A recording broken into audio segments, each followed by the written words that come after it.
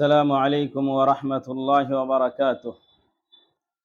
إن الحمد لله نحمده ونستعينه ونستغفره ونعوذ بالله من شرور أنفسنا ومن سيئات أعمالنا. من يهده الله فلا مضل له ومن يضلل فلا هادي له، وأشهد أن لا إله إلا الله وحده لا شريك له، وأشهد أن محمدًا عبده ورسوله. يا أيها الذين آمنوا اتقوا الله حق تقاته ولا تموتن إلا وأنتم مسلمون. يا أيها الناس اتقوا ربكم الذي خلقكم من نفس واحدة وخلق منها زوجها وبث منهما رجالا كثيرا ونساء، واتقوا الله الذي تساءلون به والأرحام إن الله كان عليكم رقيبا. يا أيها الذين آمنوا اتقوا الله وقولوا قولا سديدا يصلح لكم أعمالكم ويغفر لكم ذنوبكم، ومن يطع الله ورسوله فقد فاز فوزا عظيما.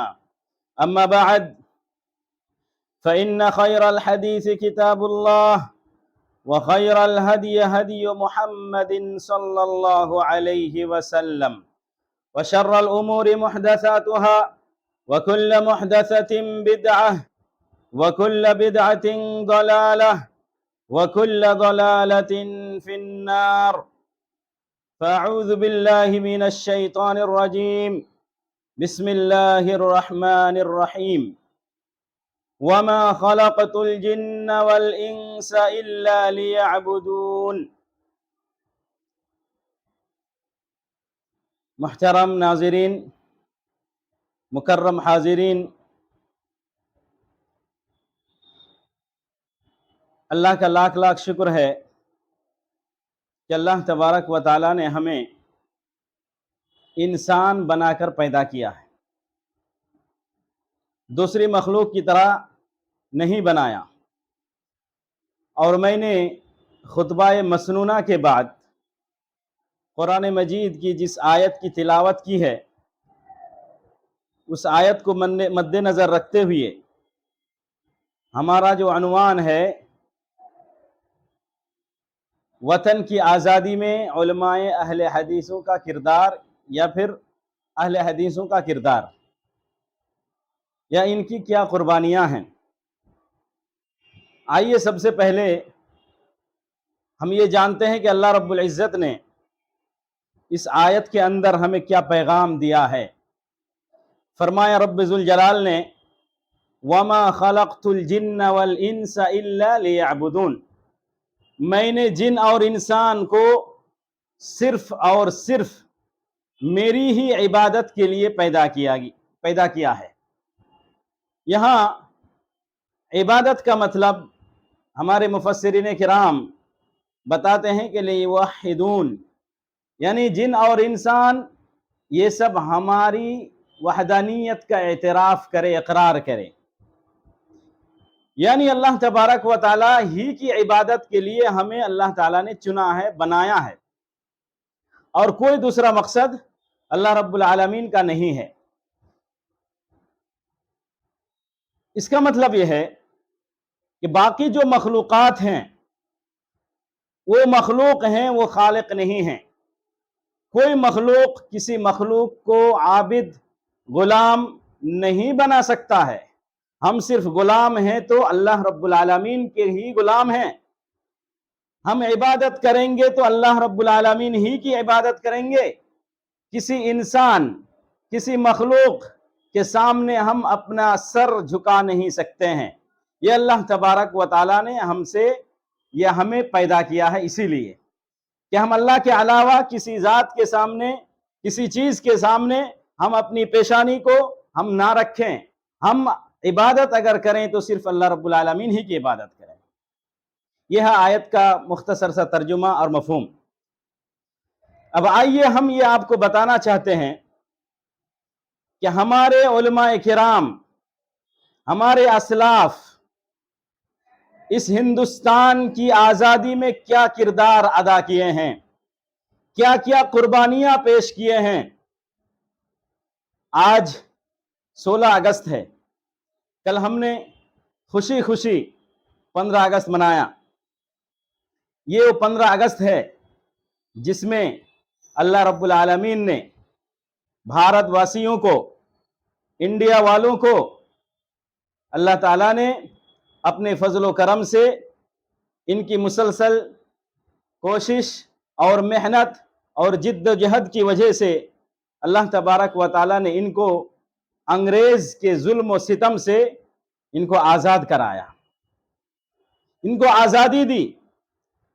اب ہم یہ آزادی کے واقعات ذکر کرنے سے پہلے آپ کو کچھ یہ بتا دینا مناسب سمجھتے ہیں کہ انگریز یہ کب یہاں پر آئے، ان کا عروج یہاں کب ہوا، کیوں آئے۔ تاریخ گواہ ہے، تاریخ کے مطالعے سے یہ پتہ چلتا ہے سب سے پہلے ان کا قافلہ 1498 عیسوی میں انہوں نے واسکو دا گاما کے راستے سے کالی کٹ پر سب سے پہلے ان کا عروج ہوا۔ یہ تجارت کی غرض سے یہاں پر آئے۔ اس کے بعد پھر 1600 عیسوی میں انہوں نے لندن میں ایک کمپنی بنائی جس کمپنی کا نام ایسٹ انڈیا کمپنی، 1600 عیسوی میں۔ اور ان کا مقصد کیا تھا کہ ہندوستان سے بہت ساری چیزیں، کپڑے، چائے، مسالے جات اور بھی بہت ساری چیزیں یہاں کی جو ہیں یہاں سے لے جائیں اور وہاں جا کے تجارت کریں۔ اس کے بعد آہستہ آہستہ یہ مکار قوم، یہ شاطر قوم، یہ ظالم قوم کیا کیے، 1612 میں سب سے پہلا قافلہ یہاں پر آیا اور 1612 سے لے کر 1647 تک انہوں نے سورت، احمد آباد، مدراس میں قبضہ کر لیا۔ اور 1612 میں یہاں آنے کے بعد انہوں نے کیا کیا، مچھلی پٹنم جو آندھرا پردیش کا ایک شہر ہے، جگہ ہے، وہاں پر ان کی کمپنی کی ایک کوٹری بنائے، فیکٹری بنائے، گودام بنائے۔ یہ 1612 سے لے کر 1647 تک یہ زمانہ تھا ہمارے مغل بادشاہ جہانگیر کا۔ اب جہانگیر نے ان سے اچھے ڈھنگ سے پیش آیا، لیکن جب اورنگزیب جو جہانگیر کے پوتے تھے، شاہجہاں کے بیٹے تھے، ان کو جب حکومت ملی تو انہوں نے ان کی سازش، ان کا مکر و فریب، ان کا دجل اور ان کا جھوٹا پن ان کو سمجھ میں آ گیا، اس لیے انہوں نے 1661 میں ان کو انڈیا سے باہر کر دیا، انڈیا سے نکال دیا۔ لیکن پھر انہوں نے دوسرا قافلہ پھر انڈیا کے حوالے سے بھیجا، انڈیا کی طرف، اور اورنگزیب سے انہوں نے بہت سارے وعدے کر کے، بہت منت سماجت کے بعد انہوں نے ان سے پرمیشن لے لی اور کیا کیا،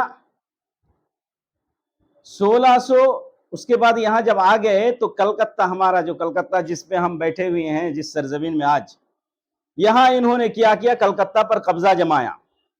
1690 میں انہوں نے ہمارے جو ہوگلی ندی ہے اس کے کنارے ان کا فوجی کالونی بنایا۔ جب یہ بن گیا تو ان کی طاقت آہستہ آہستہ مضبوط ہوتے گئی، اور اورنگزیب رحمت اللہ علیہ جو بھی مجلس مسلمانوں کی ہوتی تھی یا مسلم حکمراں کی ہوتی تھی، آہستہ آہستہ یہ کیا کہ اپنے دجل اور فریب سے، شاطر بازی سے انہوں نے اس مسلمانوں کی حکومت میں دخل اندازی شروع کر دی۔ جو بھی میٹنگ ہوتی تھی، جو بھی مجلس ہوتی تھی، یہ ہر مجلس میں شامل رہتے تھے، شریک رہتے تھے۔ پھر 1703 میں ہمارے ایک عالم دین 1703 میں بہار کے جو مونگیر علاقہ ہے اس علاقے میں ہمارے ایک عالم پیدا ہوتے ہیں جن کے فرزند کا نام عبد الرحیم اور ان کا نام قطب الدین احمد یعنی احمد بن عبد الرحیم، جن کو ساری دنیا شاہ ولی اللہ محدث دہلوی کے نام سے جانتی ہے۔ یہ 1703 میں پیدا ہوتے ہیں اور 1762 میں ان کا انتقال ہوتا ہے۔ انہوں نے جب مکہ مدینہ حج کرنے کے لیے گیا تو وہاں جانے کے بعد انہوں نے قرآن اور حدیث کی تعلیم سیکھی، اور جو ہندوستان میں برے عقائد اور برے ادیان، فسادات، بگاڑ، شرکیات ہمارے ماحول میں، ہمارے معاشرے میں جو تھے، وہاں 1740 میں انہوں نے مکہ اور مدینہ سے واپس آ کر انہوں نے قرآن کا ترجمہ کیا فارسی زبان میں، قرآن کا ترجمہ کیا فارسی زبان میں، تاکہ یہاں کی عوام، اس وقت فارسی زبان سرکاری زبان تھی ہندوستان کی، تاکہ عوام قرآن کو پڑھ کر سمجھ کر قرآن میں جو جہاد کی باتیں کی گئی ہیں، کن کے ساتھ جہاد کیا جائے گا، انہوں نے انگریزوں کے خلاف اس ترجمے کے ذریعے لوگوں کے اندر، لوگوں کے دلوں میں روح پھونک دی۔ یہ وہ شاہ ولی اللہ محدث دہلوی ہیں جو ہمارے اہل حدیث علماء ہیں، حدیث پر عمل کرنے والے تھے۔ شاہ ولی اللہ رحمہ اللہ کو سب لوگ کہتے ہیں ہمارے عالم ہیں، لیکن اگر حقیقت میں دیکھا جائے تو انہوں نے مکہ اور مدینہ میں تعلیم حاصل کرنے کے بعد ایک دم ان کا نظریہ خالص کتاب اللہ اور سنت رسول اللہ پر ہو گیا تھا۔ یہ کتاب اللہ اور سنت رسول اللہ کے پرچار میں لگ گئے، اور لیکن جب دیکھا کہ یہ ملک ہمارا لیکن قبضہ انگریزوں کا، ملک ہمارا لیکن قبضہ انگریزوں کا، اس لیے انہوں نے ان کے خلاف جہاد کی روح لوگوں کے دلوں میں ڈال دی۔ اب لوگ وہاں سے کیا کیے؟ بھڑک اٹھے۔ 1740 کی بات ہے۔ اب 1754 میں 1754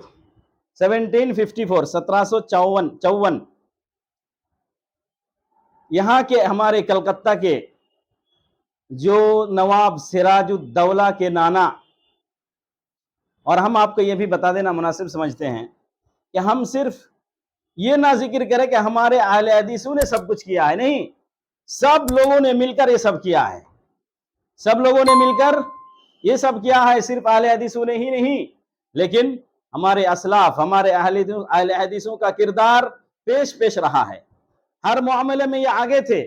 کیوں؟ ہم نے جو قرآن کریم کی آیت تلاوت کی ہے لیوحدون، اس میں تفسیر میں بتایا جاتا ہے کہ لیوحدون مطلب توحید پر قائم رہنے والے، تو توحید پر قائم رہنے والے یہی جماعت ہے جس نے انگریزوں کی سب سے پہلے مخالفت کی، بعد میں سارے لوگوں نے آہستہ آہستہ ساتھ دیا۔ تو یہاں 1754 میں علی وردی خان سراج الدولہ کے نانا، انہوں نے کیا کیا؟ جو آپ جانتے ہیں ڈائمنڈ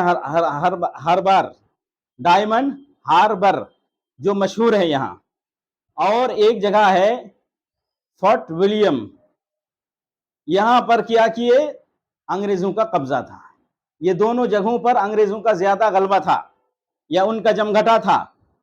انہوں نے فورٹ ولیم پر حملہ کر کے ان کو یہاں سے ڈائمنڈ ہاربر بھیج دیے، اور جب ان کا انتقال کا وقت قریب آیا تو انہوں نے اپنے نواں سے نواب سراج الدولہ کو یہ وصیت کی کہ میں تمہیں اس تخت و تاج کی حکومت تمہیں میں دے رہا ہوں، لیکن ایک بات ضرور خیال رکھنا، یاد رکھنا کہ یہ جو انگریز یہ تن کے گورے اور من کے کالے ہیں، دیکھنے میں تو خوبصورت ہیں لیکن ان کا دل پورا کیا ہے؟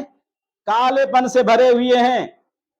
ان کو کبھی بھی بخشنا نہیں، ان کو کبھی یہاں فوجی قلعے یا فوجی چھاونی بنانے کے لیے ان کو نہیں دینا۔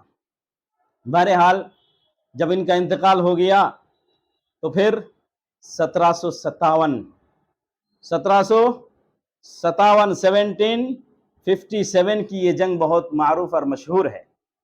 23 جون 1757 کی یہ جنگ بہت مشہور ہے، جس میدان کا نام ہم لوگ جانتے ہیں پلاسی میدان میں یہ جنگ ہوئی، اور اس میں انگریز کی طرف سے فوج تھی صرف اور صرف 3000۔ ان میں سے تعجب کی بات تو یہ ہے کہ ان میں سے 3000 میں سے 500 صرف یہ گورے لوگ تھے۔ یہ انگریز کی تعداد صرف 500 کی تھی، باقی سب ہمارے ہندوستانی ہی ان کا ساتھ دیے تھے۔ جو 2500 تھے، یہ 2500 ہمارے ہندوستانی تھے جو ان کا ساتھ دے کر نواب سراج الدولہ کے ساتھ جنگ ہوئی، جبکہ نواب سراج الدولہ کے ساتھ 68,000 فوجی تھی، 68,000 لوگ تھے، لیکن ہماری غداری کی وجہ سے یہ جنگ ہار گئے، شکست کھا گئے۔ یہ کون تھا؟ میر جعفر جس کو کہتے ہیں، میر جعفر، یہ ان کے نانا علی وردی خان کے بہنوئی تھے۔ میر جعفر علی وردی خان نواب سراج الدولہ کے نانا کے بہنوئی تھے۔ انگریزوں نے ان کو کیا ورگلایا نواب سراج الدولہ کے خلاف، یہ کہہ کر کہ تم ان کا ساتھ چھوڑ دو، ہم تم کو نواب بنا دیں گے۔ واقعی ایسے ہوا، ان کی غداری کی وجہ سے، منافقت کی وجہ سے، نفاقت کی وجہ سے ہمارے نواب سراج الدولہ کیا ہو گئے؟ شکست کھا گئے، ہار گئے، اور ان کو گرفتار کر کے قتل کر دیا گیا۔ جب یہ لوگ جیت گئے، اس جنگ میں جب ان کی جیت ہو گئی انگریزوں کی، تو یہاں پر جو ایسٹ انڈیا کمپنی تھی، اور ان کا مطلب طاقت پہ طاقت آ گئی، ان کو جان آ گئی، نئے سرے سے ایک سورج ان کا طلوع ہوا ایسا لگتا ہے۔ یہ 1757 کی بات ہے۔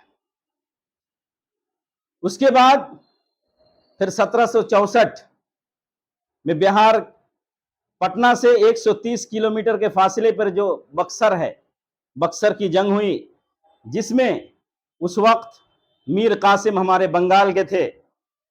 یہ میر قاسم جو میر جعفر تھے، ان کے یہ کیا تھے؟ داماد تھے۔ میر جعفر کی نااہلی کی وجہ سے انگریزوں نے ان کو نوابی سے ہٹا دیا، اس تخت سے ان کو معزول کر دیا، اور ان کے داماد کو میر قاسم کو تخت پر بٹھایا۔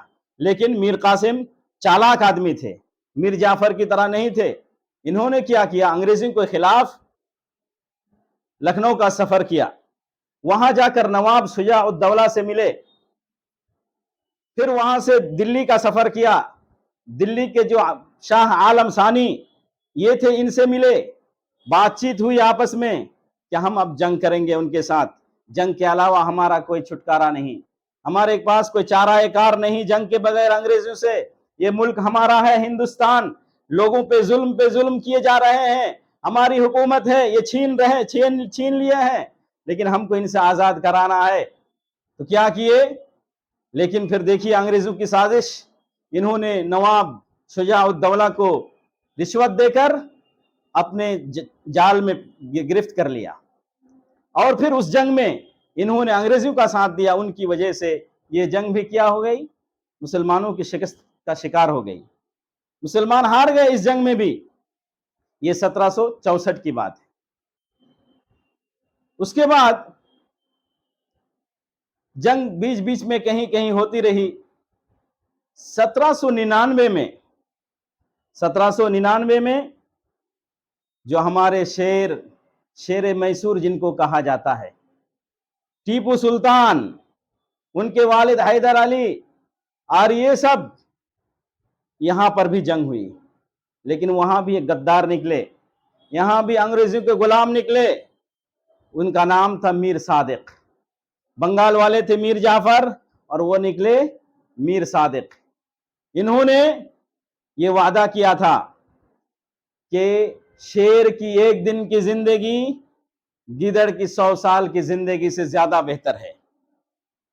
جب وہاں بھی مقابلہ ہوا، دونوں فوجی آمنے سامنے ہوئی، تو آخر کار یہ ہمارے شیر میسور ٹیپو سلطان کو شہید کر دیا گیا، اور اس وقت ایسٹ انڈیا کمپنی کا جو افسر تھا اس نے ان کی لاش پر پیر رکھ کر کھڑے ہو کر یہ اعلان کیا کہ آج سے یہ ملک ہمارا ہے، آج سے پورا ملک ہمارا ہو گیا ہے۔ یہ شیر میسور ٹیپو سلطان کی وجہ سے وہ خاموش تھے، مکمل طریقے سے قبضہ نہیں کر پائے، لیکن 1799 یہ بھی ہاتھ سے چلی گئی۔ اس کے بعد یہ ہمارے اہل حدیث تھے، یہ عامل بالکتاب والسنہ تھے۔ یہ ٹیپو سلطان شہید رحمہ اللہ یہ ہمارے عامل بالکتاب، ہمارے اہل حدیث تھے۔ انہوں نے وہ مثال دے کر اپنی زندگی کو اللہ کے راستے میں قربان کر دیا۔ اس کے بعد آپ آئیے، 1803 کی بات ہے۔ 1803 میں اور ایک محدث جو شاہ ولی اللہ دہلوی رحمت اللہ علیہ کے بڑے فرزند ہیں، شاہ عبدالعزیز محدث دہلوی رحمت اللہ علیہ، انہوں نے بھی جب دیکھا کہ 1803 میں دلی پر بھی یہ قابض ہو گئے، دلی پر قابض ہونے کا مطلب یہ ہے کہ پوری انڈیا پر قبضہ ہو گیا ان کا، دلی کے لال قلعے کو یہ فتح کر لیا، تو انہوں نے بھی فتویٰ سب سے پہلے یہ جاری کیا کہ اب ہمیں چین کی نیند نہیں سونا ہے، سکون کا سانس نہیں لینی ہے جب تک ہم ان سے جہاد نہیں کریں گے، اور جہاد کا فتویٰ ایک دم عام کر دیا۔ یہ تھے عامل بالکتاب والسنہ، شاہ ولی اللہ رحمہ اللہ کے بڑے صاحبزادے شاہ عبدالعزیز رحمت اللہ علیہ۔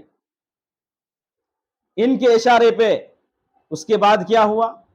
تحریک شہیدین 1831 میں، تحریک شہیدین، اس میں سید اسماعیل شہید جو ہمارے شاہ ولی اللہ دہلوی رحمت اللہ علیہ کے پوتے، اور سید احمد شہید، یہ دونوں نے مل کر ایک تحریک چلائی، تحریک شہیدین کے نام سے بعد میں یہ مشہور ہوئی۔ اس تحریک میں ہمارے علماء صادق پور، ان کا تذکرہ ہم ابھی آگے کریں گے انشاءاللہ، یہ لوگ شامل تھے۔ لیکن وہاں کے جو پٹھان، وہاں کے جو کچھ لوگ تھے، ان کی وجہ سے، ان کی غداری کی وجہ سے وہاں بھی مسلمان اس جنگ میں بھی ہار گئے، 1831 کے جنگ میں بھی ہار گئے۔ تو بتایا جاتا ہے کہ 1740 سے لے کر 1857 تک، تقریباً 117 سال تک انگریزوں سے اگر مقابلہ کیا ہے تو صرف اور صرف مسلمانوں نے کیا ہے۔ اس وقت ہندو لوگ نہیں کیے، دوسرے دھرم والے اس وقت نہیں کیے۔ کیوں؟ اس لیے کہ انگریز نے جو حکومت چھینی تھی ہمارے مسلمانوں سے چھینی تھی نا۔ اس سے پہلے 700-800 سال تک یہ مسلمانوں کی حکومت تھی انڈیا میں۔ اس لیے اب ظاہر سی بات ہے، ذرا سوچنے کی بات یہ ہے کہ جس کے ہاتھ سے حکومت کا باغڈور چلا جائے، سب سے پہلے مخالفت کرنے والا تو وہی ہوگا، ان کے ہی خاندان والے ہوں گے، نہ کہ دوسرے لوگ کھڑے ہوں گے۔ دوسروں کے پاس تو ہمت نہیں ہے۔ اس لیے ہمارے مسلمان سب سے پہلے 1740 سے لے کر 1857 تک صرف اور صرف مسلمانوں نے آزادی کی جنگ لڑی، اس میں دوسرے مذاہب کے لوگ شریک نہیں رہے۔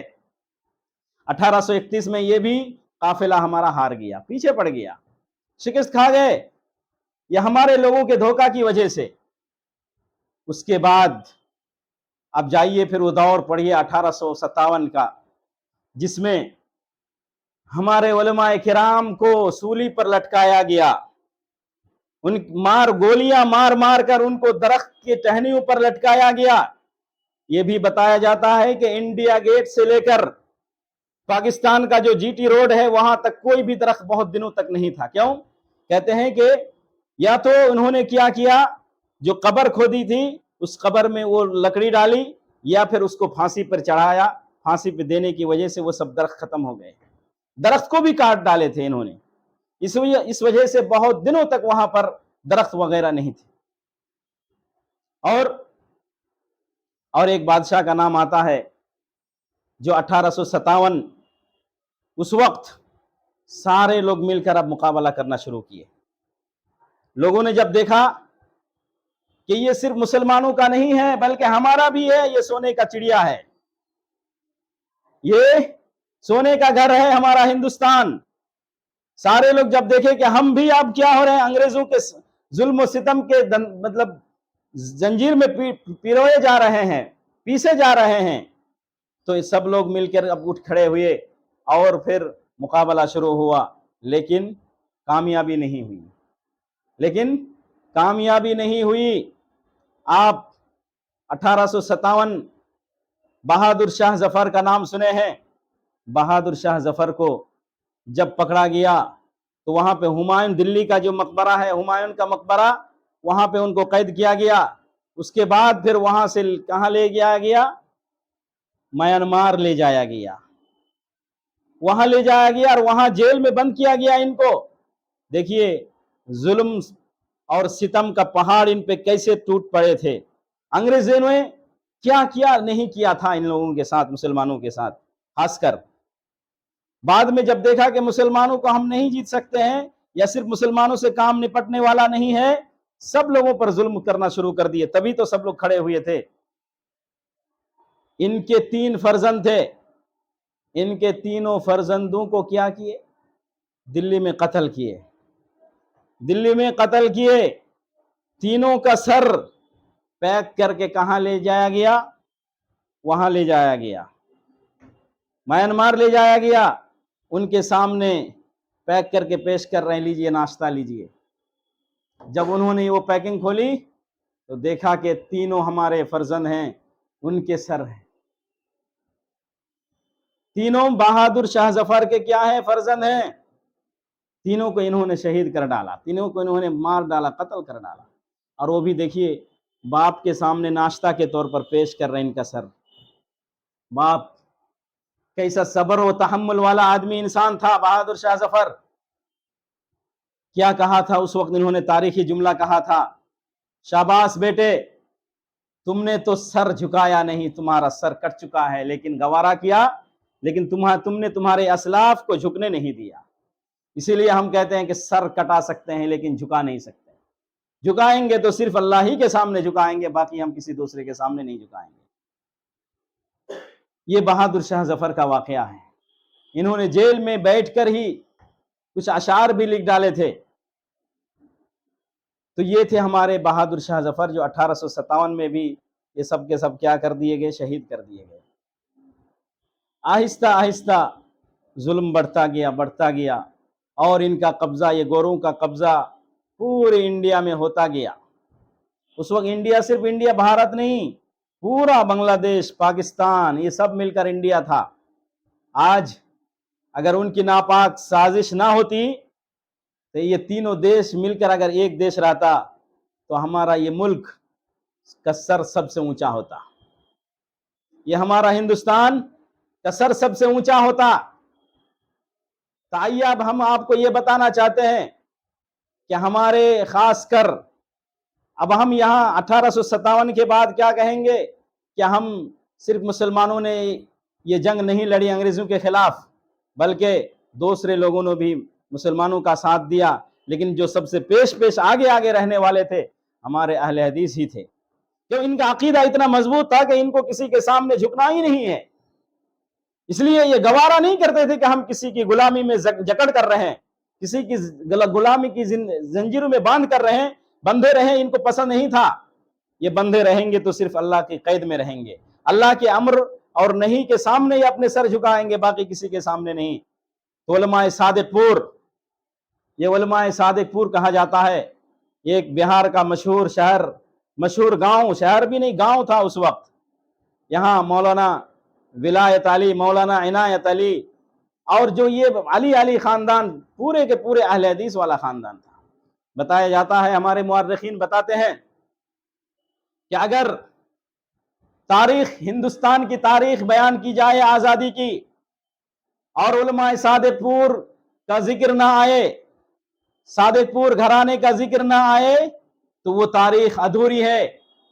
خود پنڈت جواہر لال نہرو، جو بھارت کا سب سے پہلا پردھان منتری تھے، انہوں نے خود اعتراف کیا ہے کہ پورے انڈیا کے لوگوں کی محنت اور کد و کاوش اور جہد مسلسل اگر ایک پلڑے میں رکھا جائے جہاں آزادی کے بارے میں اور علماء صادق پور کا کو ایک پلے میں رکھا جائے تو علماء صادق پور کا پلڑا بھاری ہو جائے گا۔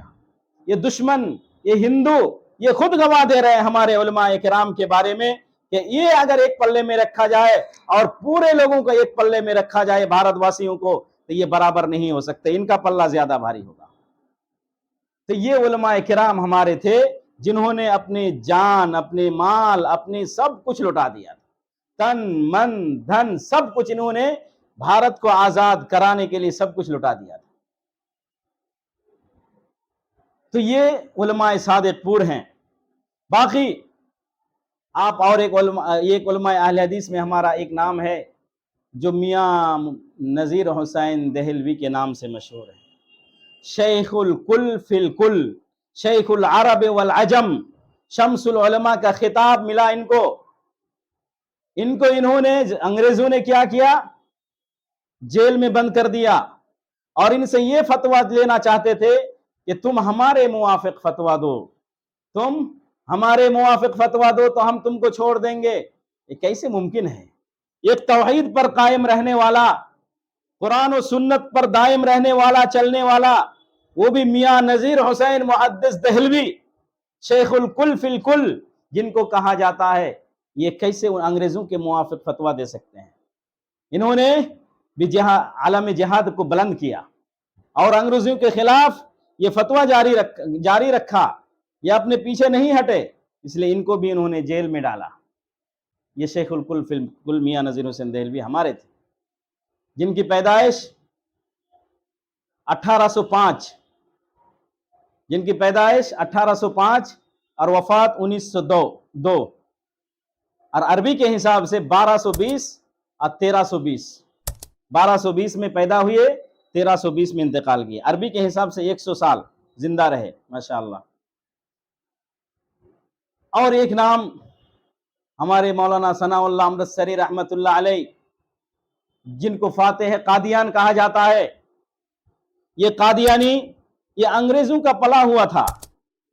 لوگ آج ہم کو کیا کہتے ہیں کہ وہابی یہ انگریز کا پلا ہوا ہے، ہمارے بعض لوگ کہتے ہیں، ہمارے ہی بھائی لوگ ہمیں کہتے ہیں، ہم آپ کا انکار نہیں کرتے ہیں کہ آپ لوگوں نے ہندوستان کو آزاد کرانے میں آپ کا ہاتھ نہیں ہے، ایسا نہیں کہتے ہیں، ہم صرف یہ کہتے ہیں آپ کو کہ ہم نے بھی کیا ہے، ہم سب نے مل کر ہندوستان کو آزاد کیا ہے۔ تو یہ ہمارا ہندوستان، آپ کا ہندوستان، سب کا ہندوستان ہے۔ یہاں کے رہنے والے، بسنے والے، چاہے کسی بھی مذہب کا ہو، یہاں رہ سکتا ہے، بس سکتا ہے۔ تو یہ ہمارے ثناء اللہ امرتسری رحمت اللہ علیہ نے بھی اپنی جان اور مال سب کچھ لٹا دیا، فتویٰ جاری کیا ان کے خلاف، جن کی وفات 1948 میں ہوئی آزادی کے بعد۔ اس کے بعد آپ جانتے ہیں اور ایک نام ہمارے اہل حدیث علماء میں سے مولانا ابوالکلام آزاد جن کا نام ہے، کون نہیں جانتا ہے ان کو کون نہیں جانتا ہے ابوالکلام آزاد کو؟ یہ مکہ میں پیدا ہوئی 1888 میں، اور 1889 یعنی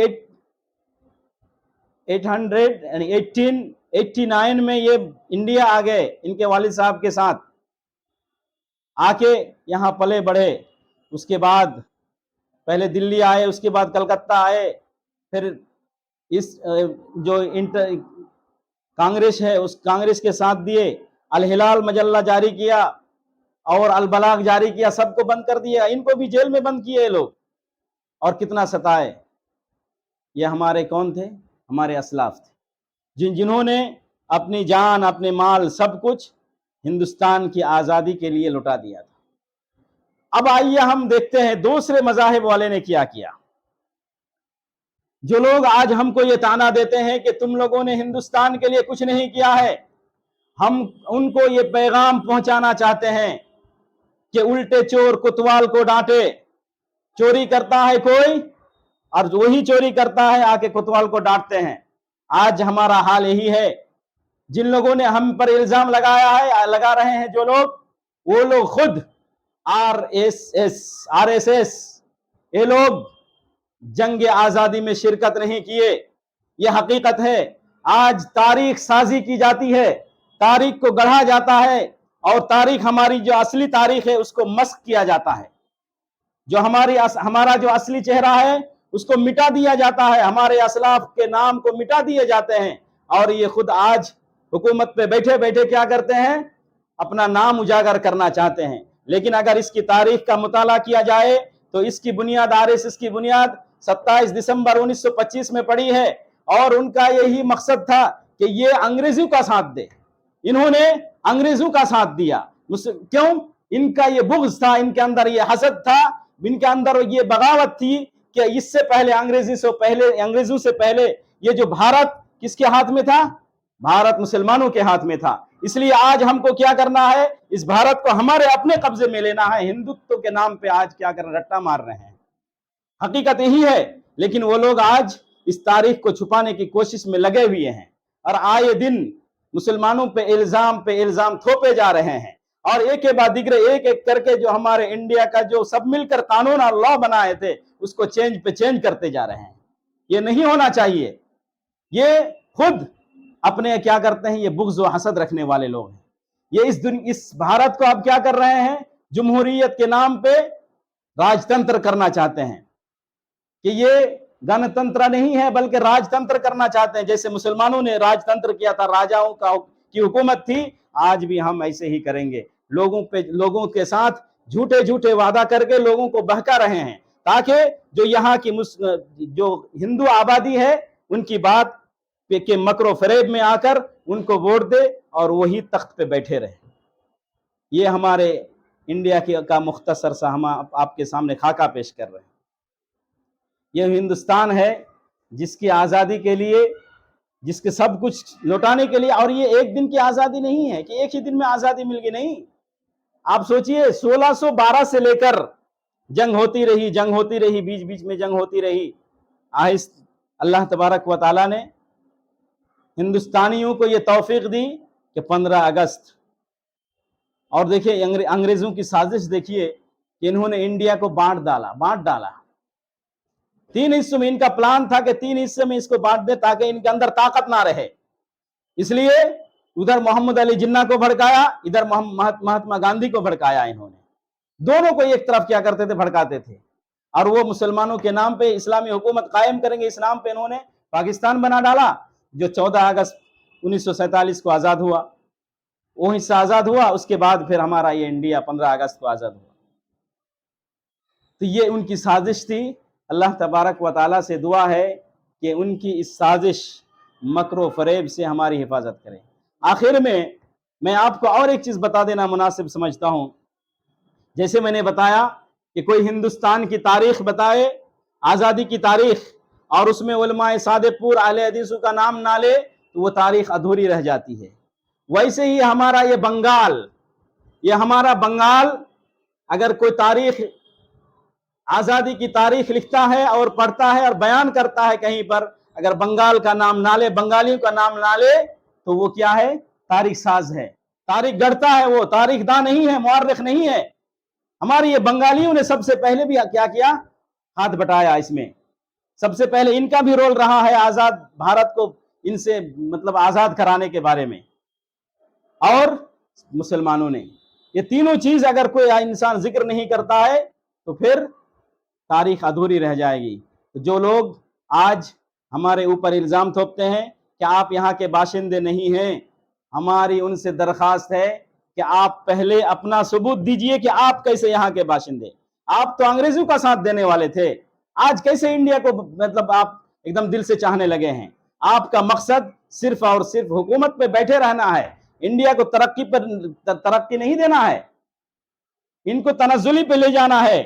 लेकिन हम आपको ये भी बता देते हैं आखिर में कि हमारी असलाफ की जो तारीख है, आज़ादी की तारीख हम अपने बच्चों को क्या करें, सुनाते रहें बीच बीच में। ये भारत हम जो आज़ाद आज जी रहे हैं, लेकिन आज़ादी कहाँ मिली है हमको? इस हुकूमत में आज़ादी हमको नहीं मिली है। जिस्मानी तौर पर कुछ आज़ाद हो गए हैं, लेकिन जहनी तौर पर हम जकड़े हुए हैं। चैन की सुकून घर में नहीं, नींद नहीं आती है। रास्ते में जाते हैं तो कहीं गोली का डर रहता है कि कहीं भी किसी को कत्ल कर दिया जाए, ये हमारे जहन में हमेशा लगा रहता है। लेकिन बहरहाल پھر بھی ہم آزاد ہیں اللہ کے فضل و کرم سے۔ ہمارے بچوں کو ہم کیا کریں، اس کی تعلیم دیں کہ یہ ہندوستان ہمارا ہے، ہمارے اسلاف نے اس کی آزادی کے لیے قربانی دی، اپنے جانوں کو نچھاور کیا، اور تبھی یہ ہندوستان ہمارا ہوا ہے۔ آپ کبھی بھی پیچھے نہ رہیں۔ کیوں؟ میں آپ کو ایک مثال دینا چاہتا ہوں کہ اگر کوئی فلائٹ جب اڑتی ہے فضا میں، اس فلائٹ کا کنیکشن جب یہاں کے کنٹرول روم سے، ایئرپورٹ کے کنٹرول روم سے کٹ جاتا ہے تو کیا ہوتا ہے؟ اس کا اتا پتہ نہیں رہے گا، اس وقت کہاں جا کے گرے گی وہ۔ تو ویسے ہی ہمارے بچے اگر اسلاف کی تاریخ کو یاد نہیں رکھیں گے، نہیں جانیں گے، تو ہمارے بچے بھی، ہماری نئی نسل، یہ سب برباد ہو جائیں گے۔ ان کے پاس کوئی طاقت نہیں ہے، ان کے پاس کوئی ثبوت کے لیے کوئی چیز نہیں ہے کہ ہم پیش کریں۔ صرف ہمیں یاد رکھنا ہے کہ جو تاریخ ایک دم بالکل محفوظ ہے، اس تاریخ کو ہم اپنے بچوں کے سامنے پیش کریں، چاہے بنگلہ زبان میں، اردو زبان میں تو بھرے پڑے ہیں الحمدللہ۔ اس تاریخ کو ہم اپنے بچوں کو سکھائیں، سنائیں، پڑھائیں، جیسے ہم اسلام کے اتہاس پڑھاتے ہیں۔ اور کون نہیں ہے؟ ہم مومن ہیں، ہم مسلمان ہیں، ہماری اس انڈیا سے فطری طور پر محبت ہے، فطری طور پر ہماری اس سرزمین سے محبت ہے۔ ہم اس سرزمین کو چھوڑ کر کیوں جائیں گے؟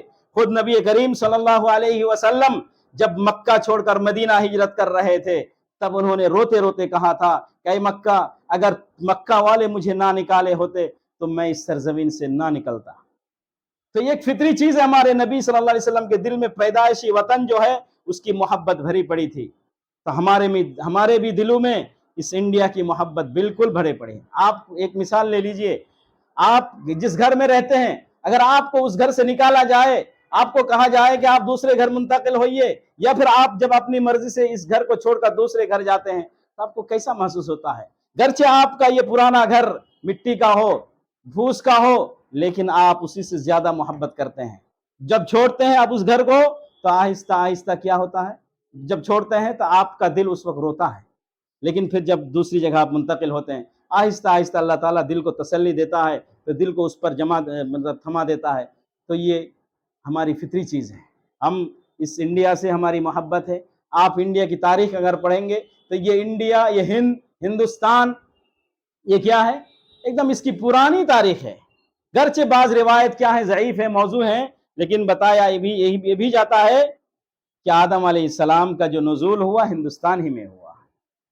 اس لیے اس کی تاریخ انسانی تاریخ سے جڑی ہوئی ہے، چاہے وہ روایت کچھ بھی ہو، لیکن تاریخ میں تو ہے۔ اس لیے ہم ہندوستانیوں کو فخر ہے کہ ہم اس پر فخر کرتے رہیں کہ ہم ہی یہاں کے رہنے والے ہیں، یا ہم بھی یہاں کے رہنے والے ہیں۔ سب لوگ یہاں مل جل کر رہیں، ایک شانتی کا ماحول بنا کے رکھیں آپس میں۔ اگر میں آپ کو یہ بھی بتاتا ہوں، اگر یہاں پر فرقہ پرستی نہ ہوتی تو یہ آپ بھی 3 دیش ہونے کے باوجود انڈیا سب سے ترقی پہ ہوتا، لیکن اس فرقہ وارانہ فسادات کی وجہ سے، یہ فرقہ پرستی کی وجہ سے، مذہب کے نام پہ لوگوں کو ورگلانے کی وجہ سے یہ انڈیا آج پیچھے پڑی ہوئی ہے۔ لیکن ہم آخر میں یہی دعا کریں گے کہ اللہ تبارک و تعالی ہمیں ہمارے اس ملک کو آزاد کیا ہے، اور زیادہ آزادی کے ساتھ ہمیں جینے کا موقع دے، اس لیے کہ اللہ تعالیٰ نے ہمیں آزاد بنایا ہے، آزاد پیدا کیا ہے، کسی کے غلام بنا کر نہیں پیدا کیا۔ جیسے پیدا کیا آزاد، ویسے جینے بھی اللہ تعالیٰ ہم کو اپنی توفیق اور مرضی سے آزاد جینے دے۔ اللہ تعالیٰ ہماری اس دعا کو قبول فرمائیں، اور ہمارے جو بھائی سن رہے ہیں، دیکھ رہے ہیں، دیکھیں گے، یہ بھائی ہمارے اس ویڈیو سے، ہمارے اس بیان سے غلط تاثر نہ لے۔ ہم سب سے محبت کرتے ہیں ہندوستانی ہونے کے ناطے۔ ہم چاہے یہاں کے رہنے والے ہندو ہو، یہاں کے رہنے والے عیسائی ہو، سکھ ہو، جو بھی یہاں کے باشندے ہیں، سب سے ہماری محبت ہے، اس انڈیا کے، ہندوستان کے رہنے والے کے اعتبار سے۔ اللہ تعالیٰ ہم سب کی محنت کو قبول فرمائیں، اور ہمیں آخرت دنیا میں چین و سکون سے جینے دے، اور آخرت میں بھی اللہ تعالیٰ ہمیں جنت نصیب فرمائیں۔ آمین ثم آمین، وآخر دعوانا ان الحمد للہ رب العالمین۔ سبحانک اللہم و بحمدک، اشہد ان لا الہ الا انت، استغفرک و اتوب الیک۔